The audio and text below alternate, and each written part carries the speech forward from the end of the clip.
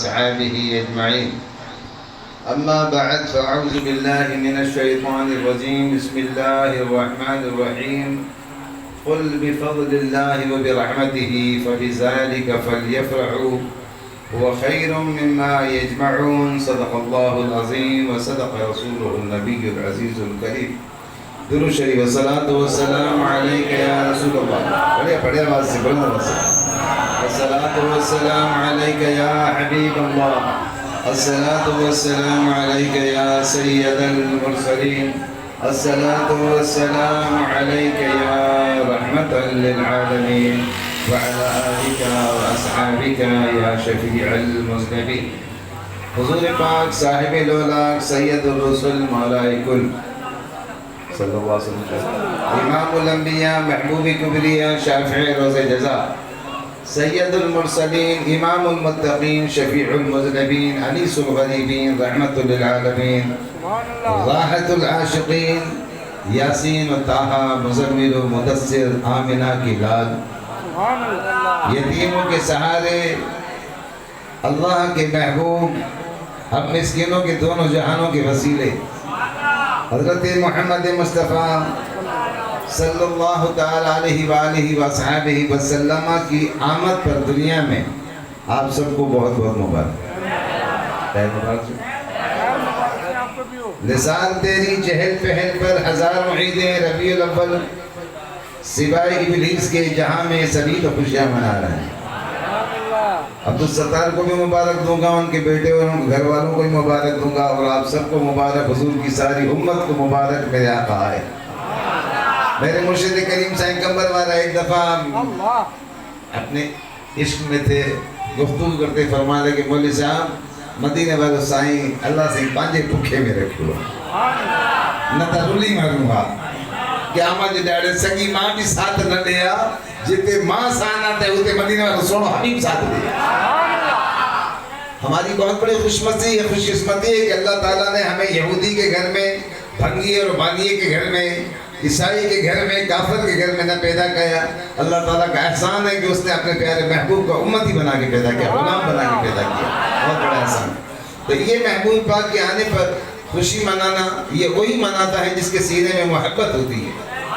یہ خرچ کرنا، یہ خوشیوں کا اظہار کرنا، یہ گھروں پہ جھانڈے چلانا، جھنڈیاں لگانا، جھنڈے لگانا، شربت بانٹنا، بریانی بنانا، علماء کو بلانا، نعت خوانوں کو بلانا، مولود شریف کروانا، یہ تمام چیزیں محبت کا اظہار کرتی ہیں کہ ان کے سینے میں محبت ہے. میرے مرشد کریم فرماتے ہیں تم کچھ بھی نہ کر سکو، اگر تمہارے پاس کوئی گنجائش نہ ہو تو حضور پاک کی میراث سے محروم پھر بھی نہیں رہنا.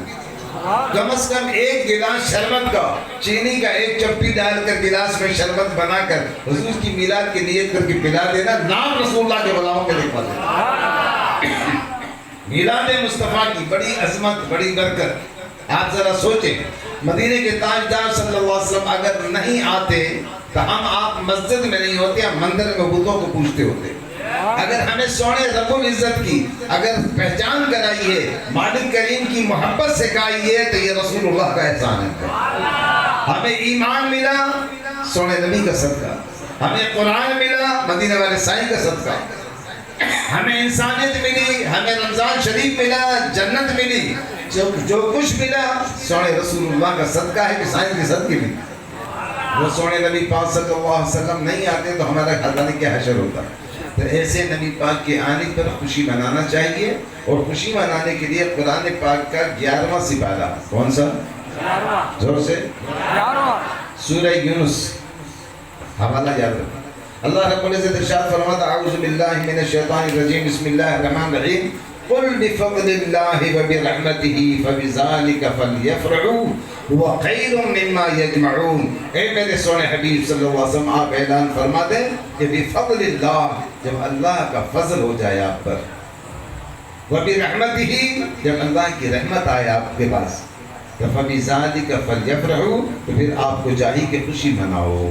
سبحان اللہ. کیا کرو ذرا زور سے بولو. فبذلک فلیفرحوا قرآن پاک. اب قرآن کا معنی انکار دے کرنا تو الو کا پٹھا ہو جائے گا، کافر ہو جائے گا نا. قرآن کا انکار نہیں کر سکتا نا، ماننا پڑے گا نا. اللہ تعالیٰ فرماتا اللہ کے فضل کے آنے پر، اللہ تعالیٰ کی رحمت کے آنے پر خوشی مناؤ. فَبِذَلِكَ فَلْيَفْرَحُوا هُوَ خَيْرٌ مِّمَّا يَجْمَعُونَ. اس خوشی میں جو کچھ خرچ کرو گے وہ پیسہ بہتر ہے اس دولت سے جو تم نے جمع کیا ہوا ہے. تمہارا اکاؤنٹ میں جتنا دولت ہے، تمہاری پراپرٹیاں، جائیداد، دنیا کے باغ و بنی، سب کچھ اپنی جگہ پر، یہ سب کچھ بات کی چیز ہے. سب سے بہتر پیسہ وہ جو مدینے کے تاجدار کے آنے کی خوشی میں لگا.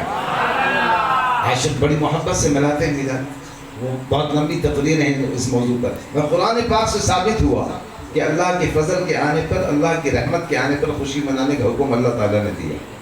آپ مجھے بتائیے کہ اللہ تعالیٰ، حضور پاک اللہ کا فضل نہیں ہے؟ فضل مانا مہربانی، اللہ کی مہربانی ہے نا. اللہ تعالیٰ نے فرمایا وَكَانَ فَضْلُ اللَّهِ عَلَيْكَ عَظِيمًا. اے مجھے میرے محبوب، ہم نے آپ پر بڑا عظیم فضل کیا. حضور پاک ذاتی فضل ہے.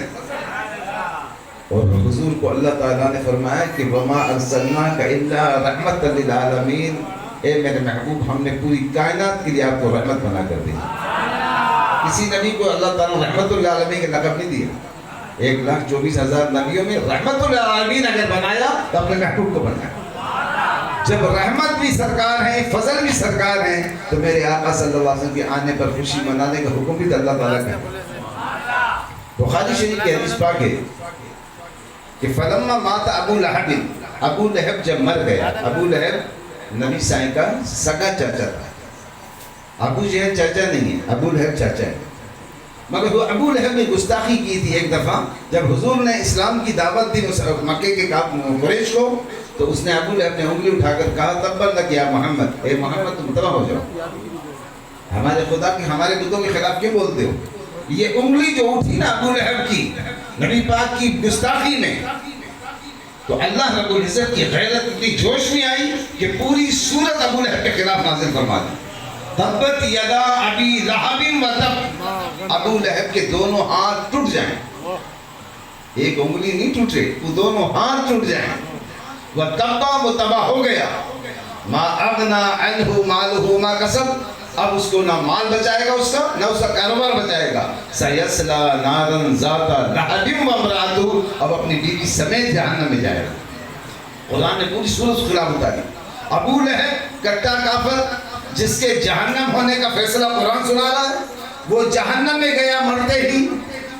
تو حضرت عباس نے خواب میں دیکھ کے پوچھا کہ ماذا لقیتا، سناؤ کیسے گزر رہی ہے تمہاری. کہنے لگا قال ابو لہب، بخاری شریف حدیث پاک ہے، قال ابو لہب لم الق بعدکم خیرا. جب سے تم لوگوں کو چھوڑ کر دنیا سے آیا ہوں آج تک کوئی بھلائی نہیں دیکھی. جہنم کے اندر کیا بھلائی دیکھے، تکلیف ہی تکلیف ہے. پر انی سقیت، اللہ تعالیٰ مجھ کو اس شہادت کی انگلی سے ٹھنڈا پانی پلاتا ہے جہنم میں. ذرا سوچنے کا مقام ہے یہ. بخاری شریف کی حدیث پاک ہے جو کہتے ہیں نا کہ کتنے میلاد لکھا ہے. اس جج کے بچے کو پتہ ہی کچھ نہیں ہے، اس کو کوئی مرشد کامل ہو تو بتائے نا. انی سقیت، مجھے پانی پلایا جاتا ہے فی ہذہ، اس انگلی سے. کیوں پلایا جاتا ہے؟ بِإِطَاقَةِ سویبہ، میں نے سویبہ کو آزاد کیا تھا. سویبہ کون ہے؟ ابو لہب کی کنیز ہے، بانی ہے. اس بانی کو جب حضور پاک کی ولادت کا ٹائم آیا تو ابو لہب نے اپنی بانی کو کہا، اپنی کنیز کو کہا کہ تم جاؤ آمنہ کی خدمت کرو. جب حضرت آمنہ کی ڈیلیوری کا وقت تھا تکلیف میں، اس وقت سویبہ کو بھیجا تھا ابو لہب نے. تو ابو لہب حضرت عبداللہ کا بھائی تھا، حضور کے چاچا تھا. اس نے اپنے کنیز کو بھیجا. جب حضور کی ولادت ہو گئی تو کنیز نے جا کر سویبہ نے ابو لہب کو مبارک دی کہ ابو لہب تمہیں مبارک ہو، تمہارے بھائی حضرت عبداللہ کے گھر بیٹا پیدا ہوا. سبحان اللہ. اور بیٹا بھی کیا بیٹا، جو دل کا چاند ہے نا. وَأَحْسَنَ مِنْكَ لَمْ تَرَ قَطُّ عَيْنِي. حضرت حسان فرماتے ہیں کہ اتنا سونا کسی آنکھ نے دیکھا ہی نہیں. وَأَجْمَلَ مِنْكَ لَمْ تَلِدِ النِّسَاء. ایسا سونا بچہ کسی ماں نے جنا ہی نہیں تو کہاں سے لے کے آیا. حضور کا حسن تو بے مثال حسن ہوتا تھا. حضرت ابو ہریرہ فرمائیں تھے کہ حضور پاک کا چہرہ اتنا حسین ہوتا تھا، اتنا رونق والا ہوتا تھا، اتنا پرنور ہوتا تھا کہ حضور کے چہرے میں کأن الشمس فی وجہی، ایسا پہلو ہوتا تھا کہ حضور کے چہرے میں سورج چل رہا تھا، اتنا روشن۔ حضرت جابر فرماتے ہیں کہ حضور پاک 14ویں کی رات تھا، حضور پاک بستر پہ لیٹے ہوئے تھے، لال رنگ کی اجرک جیسی چادر اوڑھی ہوئی تھی، چہرہ مبارک کھلا تھا، سرکار لیٹے ہوئے تھے، میں بیٹھا تھا اور 14ویں کی چاند کو دیکھتا، کبھی میرے آقا کے چہرے کو دیکھتا، کبھی چاند کو دیکھتا، کبھی چہرے کو دیکھتا، پھر دل سے پوچھتا کہ چاند حسین ہے کہ میرے سونے کا چہرہ حسین ہے؟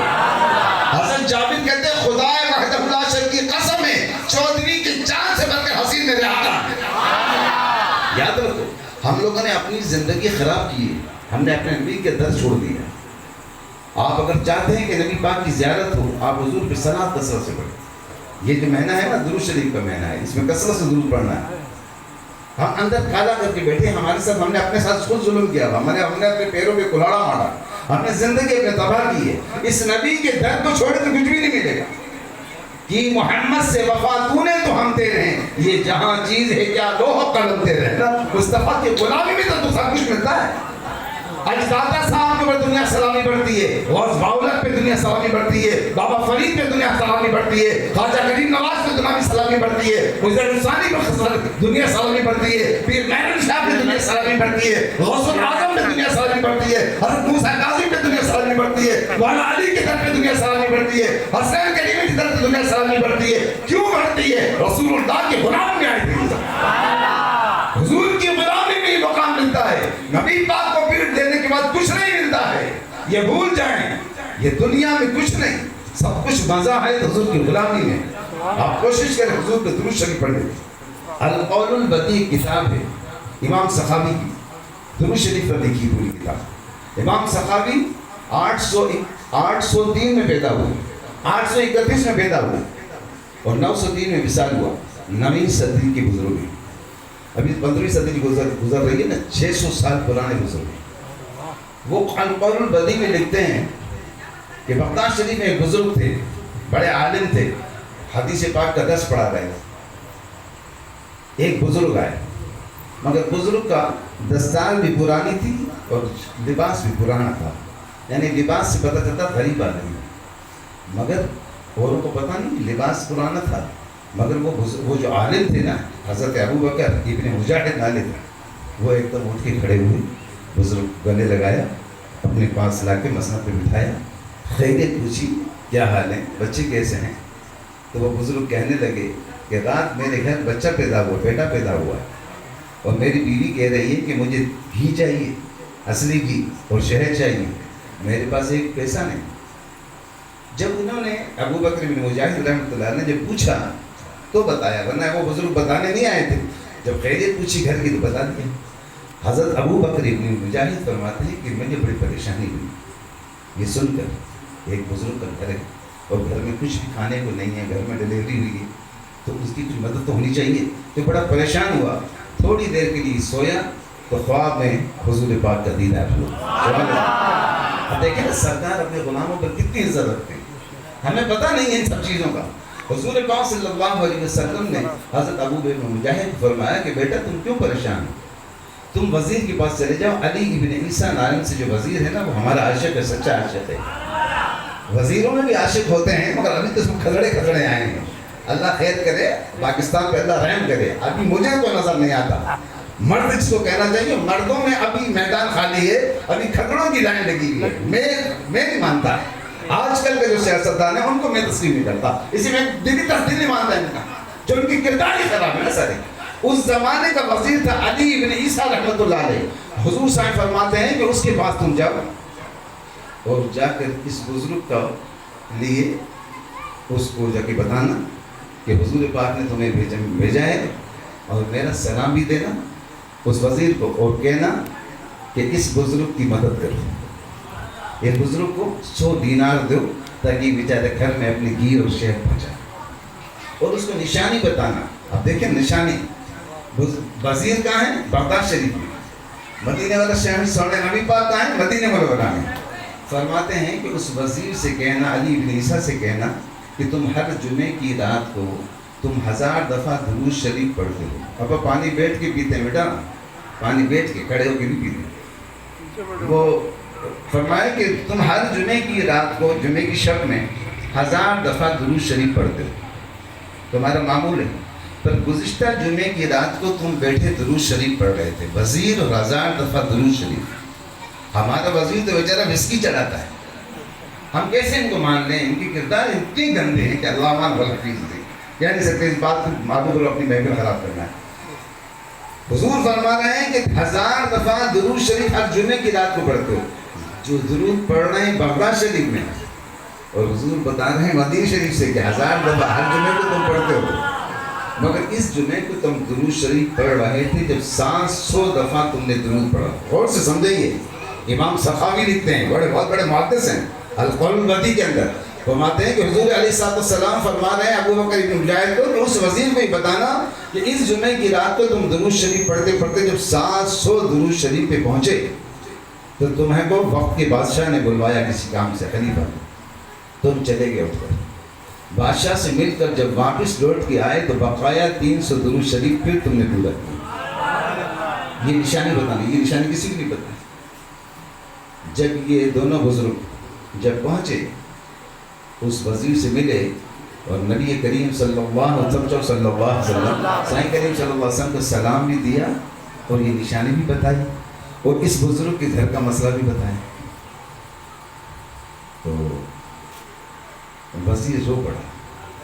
وزیر نے ان دونوں بزرگوں کو اٹھا کے اپنی مسئلہ کے اوپر بٹھایا, بٹھا کے رویا اور خدا کا شکر ادا کیا کہ یا رب تیرا شکر ہے کہ میرے سونے آقا نے مجھے یاد فرمایا, مجھ گناہگار کو, اور میری ڈیوٹی لگائی کہ ان کی مدد کرے. اپنے نوکر کو کہا کہ اندر جاؤ اور میری حویلی میں ایک تھیلی رکھی ہے دیناروں کی, وہ لے کر آؤ. اس میں سے 100 دینار نکال کے اس بزرگ کے لیے حضرت دے دیجیے. پھر 100 دینار نکال کے وہ دوسرے عالم جو تھے ابو بکر بن مجاہد ان کو دیے. ان سے انہوں نے کہا میں نہیں دوں گا. تو اس وزیر نے کہا نہیں, آپ کو لینا پڑے گا اس لیے کہ یہ میری طرف سے اس خوشی میں ہدیہ ہے. پھر 100 دینار پھر دیے اور اس عالم کو, اس کو فرمایا کہ یہ 100 دینار اس لیے دے رہا ہوں کہ آپ نے میرے آقا کی خوشخبری لائی ہے میرے لیے. پھر 100 دینار پھر دیے, پھر کہا کہ یہ تمہارے آپ کو اس لیے دے رہا ہوں کہ آپ نے تکلیف کی ہے میری طرف. ایسے کہتے گئے اور 1000 دینار ان کو دے دیا. مگر وہ جو بزرگ تھے جس کے گھر بیٹا پیدا ہوا تھا, اس نے کہا کہ میں تو 100 دینار لوں گا, وہ 100 دینار جو مجھے سونے آقا نے دلائیں بس. آپ ذرا اس واقعے کو سامنے رکھیں. کہاں بغداد شریف, کہاں مدینہ منورہ, کہاں بزرگ کے گھر میں بیٹا پیدا ہونا, کہاں اس کو گھی کی ضرورت ہے, شہد کی ضرورت ہے, حضور کو پتہ چلنا. آپ کیا سمجھتے ہیں آپ کے عملوں کو پتہ نہیں چلتا؟ حضور پاک کو رابطہ نہیں. آپ کا نیٹ پوری دنیا کو کیش کر رہا ہے. میرے آقا نبوت کے شہنشاہ ہیں نا, حضور کو نہیں پتہ کہ آپ کیا کر رہے ہیں, آپ کے کردار کیا ہیں, آپ کے دل میں کتنی تڑپ ہے, آپ کتنی محبت رکھتے ہیں, آپ کتنے اپنے آخرت کی تیاری کر رہے ہیں. آپ کے پورے اعمال حضور کے سامنے ہیں. یاد رکھیے میرے پیارو, یہ حضور کی میلاد جو ہے نا, اس کی بڑی برکتیں ہیں. بہت لمبی اس میں تقریر ہے انشاءاللہ رمشائی میں, اور بھی بیچارے عاشق جاگیں گے اور انشاءاللہ میلاد ہوتی رہے گی. میں تو یہیں پر خادم ہوں انشاءاللہ, میں تو تقریر کرتا رہتا ہوں, سناتا رہتا ہوں. ہمارے سلیم صاحب نے 2 مہینے پہلے مجھے فون کیا کہ عبدالستار کو پکوان پہ محفل رکھے.